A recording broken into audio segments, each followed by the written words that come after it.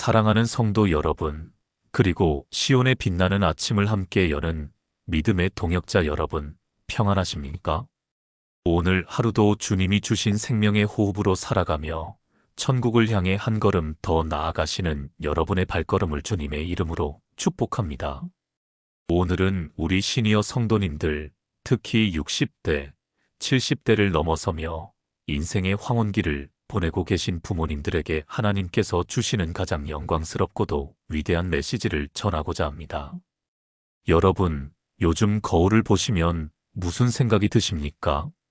흰머리는 늘어가고 얼굴에는 주름이 깊게 패이고 예전 같지 않은 체력 때문에 숨이 차오를 때마다 마음이 서글퍼지지는 않으십니까?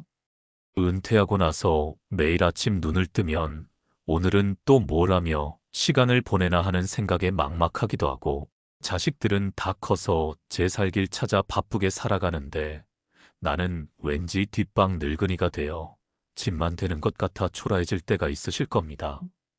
젊었을 때는 가정을 일으키느라 밤낮 없이 일했고 교회에서도 봉사하며 땀 흘렸는데 이제는 몸이 따라주지 않아 그저 바라만 봐야 할 때, 아, 나도 이제 끝났구나. 나는 이제 잉여 인간이구나. 쓸모없는 노인이 되었구나.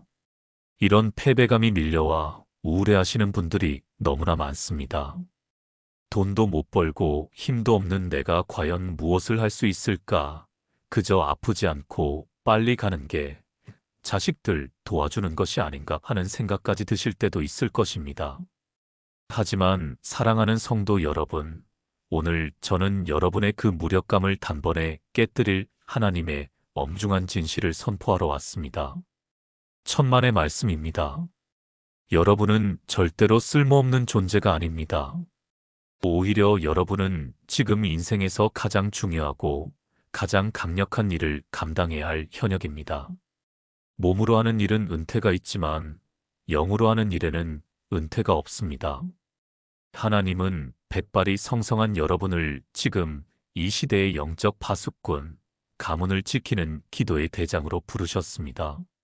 오늘 우리는 늙어서 손 하나 까딱할 힘이 없을 때조차 나라를 구했던 모세의 이야기, 그리고 성전을 떠나지 않고 기도로 메시아를 맞이했던 84세 안나의 이야기를 통해 노년의 성도가 감당해야 할 사명이 무엇인지, 왜 부모의 기도가 자녀의 인생을 결정짓는 승패의 열쇠인지, 그 네 가지 영적 비밀을 아주 깊이 있게 나누어 보려 합니다.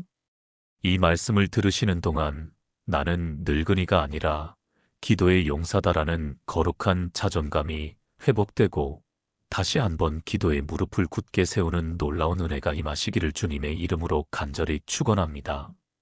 첫 번째로, 자녀의 인생 전쟁터에서 승패를 결정짓는 것은 자녀의 칼이 아니라 부모의 들린 손임을 깨달아야 합니다. 출애굽기 17장을 보면 이스라엘과 아말렉의 전쟁이 나옵니다. 젊은 여호수아는 칼을 들고 골짜기로 내려가 싸우고 늙은 모세는 지팡이를 들고 산꼭대기로 올라갑니다. 성도 여러분, 이 장면을 주목해 보십시오.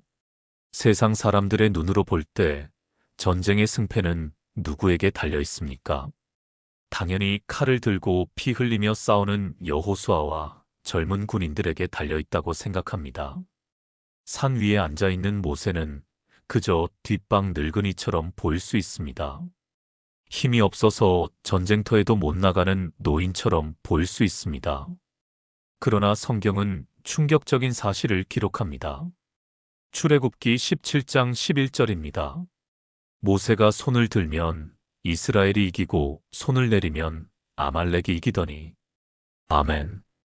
이것이 영적인 원리입니다. 자녀들이 세상이라는 전쟁터에서 치열하게 싸우고 있습니다. 직장에서 살아남으려고, 사업을 일으키려고, 가정을 지키려고 피땀 흘려 싸웁니다. 그러나 그 승패는 자녀의 실력이나 노력에만 달려있는 것이 아닙니다. 바로 보이지 않는 곳, 산꼭대기 기도의 자리에 앉아있는 부모님의 손에 달려 있습니다.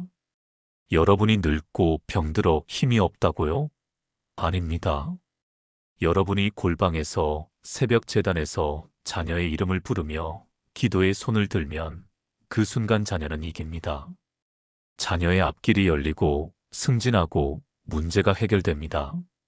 하지만 여러분이 나는 늙어서 할 게 없어 하고 낙심하여 기도에 손을 내려버리면 자녀는 세상의 공격 앞에 속수무책으로 밀리게 됩니다.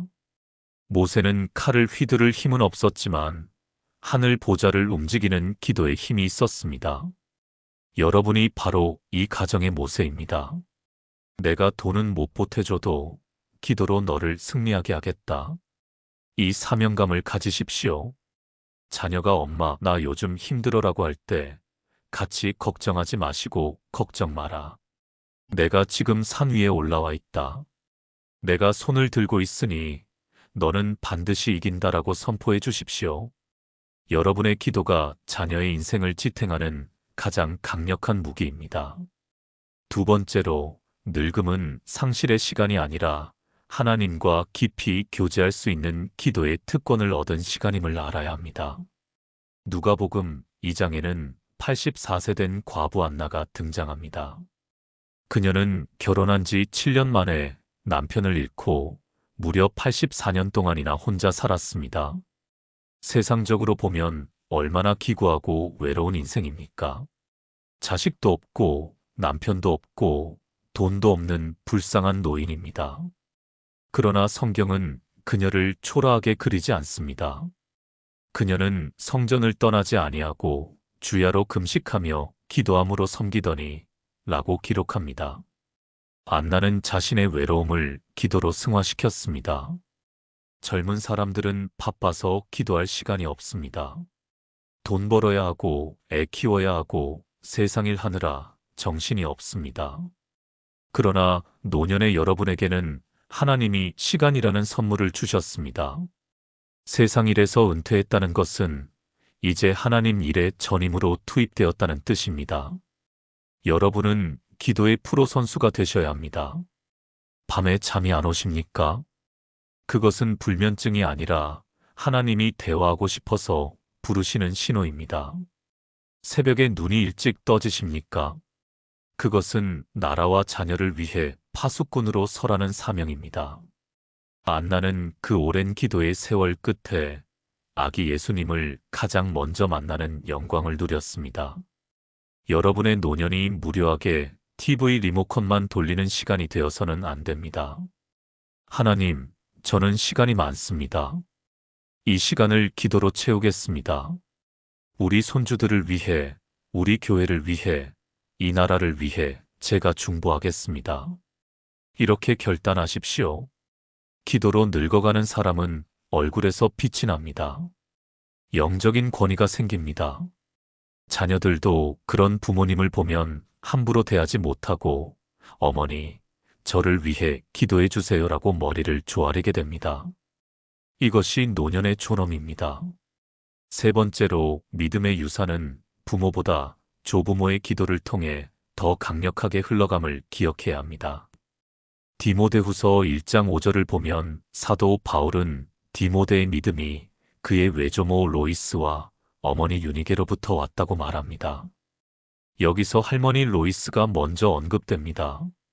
성도 여러분, 부모는 자녀를 양육하느라 바쁩니다.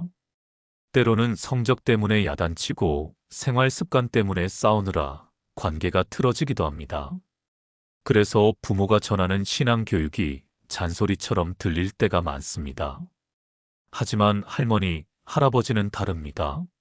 손주들에게 무조건적인 사랑을 줄 수 있는 존재입니다. 부모에게 야단맞고 온 손주를 품어주고 그 작은 손을 잡고 하나님이 너를 사랑하신다라고 기도해 줄 때 그 기도는 아이의 영혼 깊은 곳에 평생 지워지지 않는 도장이 됩니다. 저도 목회를 하면서 보면 엇나가던 자녀가 돌아오는 결정적인 이유가 어릴 적 할머니가 내 등 뒤에서 기도하던 소리를 잊을 수가 없어서라고 고백하는 경우를 정말 많이 봅니다. 여러분은 가문의 영적 뿌리입니다. 뿌리가 깊고 튼튼하면 비바람이 몰아쳐도 그 나무는 쓰러지지 않습니다. 여러분이 새벽마다 눈물로 적신 기도의 분량이 손주들의 인생에 거름이 되어 30배, 60배, 100배의 결실을 맺게 합니다. 내가 늙어서 애들한테 해줄 게 없다고 하지 마십시오. 용돈 몇 푼 쥐어주는 것보다 머리에 손 얹고 축복 기도해주는 할머니, 할아버지가 되십시오. 훗날 손주들이 커서 우리 할머니 기도가 나를 살렸다라고 간증하게 될 것입니다. 이것이 여러분이 남길 수 있는 가장 위대한 유산입니다. 마지막 네 번째로 겉사람은 낡아지나 속사람은 날로 새로워지는 영원한 청춘의 사명을 붙잡아야 합니다. 시편 92편 14절은 말씀합니다. 그는 늙어도 여전히 결실하며 진액이 풍족하고 빛이 청청하니. 아멘. 세상은 늙으면 끝이라고 합니다. 폐기 처분해야 한다고 합니다. 그러나 하나님의 나라에서는 늙음이 없습니다. 늙어도 결실한다고 하셨습니다. 노년에 맺는 기도의 열매는 젊은 날의 열매보다 훨씬 더 향기롭고 진합니다. 많은 어르신들이 빨리 죽어야지라는 말을 습관처럼 하십니다. 하지만 여러분, 하나님이 아직 여러분의 생명을 거두어 가지 않으신 이유가 무엇일까요? 아직 여러분이 땅에서 해야 할 기도의 분량이 남아있기 때문입니다. 여러분이 막아줘야 할 재앙이 있고 여러분이 빌어줘야 할 복이 남아있기 때문입니다. 그러므로 오늘부터는 말을 바꾸십시오. 나는 쓸모없는 늙은이가 아니라 나는 우리 가문을 지키는 영적 방공망이다. 내가 눈을 감는 순간까지 기도의 불을 끄지 않으리라. 이렇게 선포하십시오. 갈렙은 85세의 나이에도 이 산지를 내게 주소서라고 외치며 전쟁터로 나갔습니다. 여러분의 전쟁터는 바로 기도의 골방입니다. 몸이 아파서 눕게 되더라도 낙심하지 마십시오. 누워있는 그 침상이 바로 하나님과 독대하는 성소입니다. 입술을 움직일 힘만 있어도 기도는 할 수 있습니다. 마지막 호흡이 닿는 그 순간까지 주여, 내 자녀들을 부탁하나이다라고 기도하다 가시는 것. 그것이 성도가 누릴 수 있는 가장 아름답고 영광스러운 죽음입니다. 사랑하는 성도 여러분, 오늘 우리는 노년의 무력감을 이기고 기도의 용사로 거듭나는 4가지 영적 비밀을 나누었습니다. 첫째, 전쟁의 승패는 자녀의 칼이 아니라 부모의 기도 손에 달려있다는 것.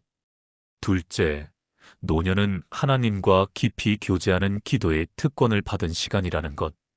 셋째, 할머니 할아버지의 기도가 가문을 지탱하는 뿌리라는 것. 넷째, 늙어도 결실하는 기도의 사명에는 은퇴가 없다는 것.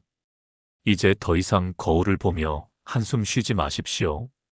여러분의 주름살은 훈장이고 여러분의 굽은 등은 가족을 업고 기도하다 생긴 영광의 상처입니다.